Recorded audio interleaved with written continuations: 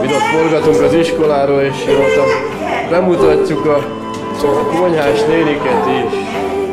Dehogy is, ne legyen ebből se probléma. Ott is be lehet jönni? Persze.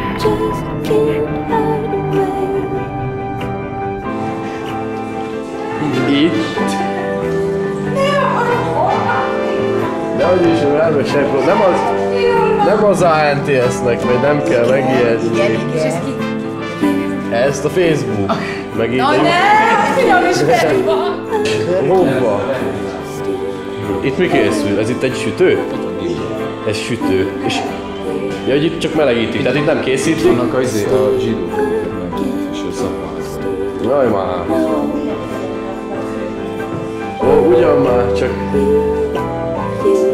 az ANTS-nek két a hulladék.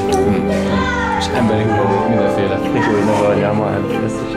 Szociális helyiség, alias cigi. Ja, értem. És mi csak megmelegítjük, aztán annyi.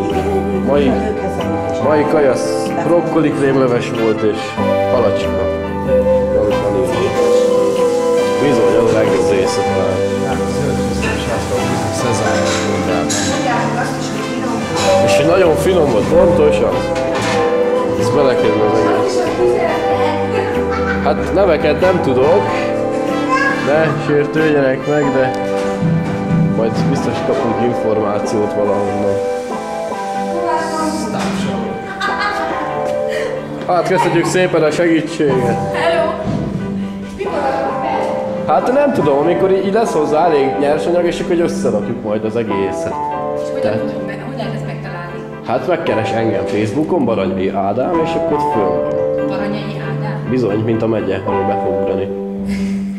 Csak egy betűt még rá kell varni. Oké, majd megmondom a fiamnak segítsen. Na, csókolom!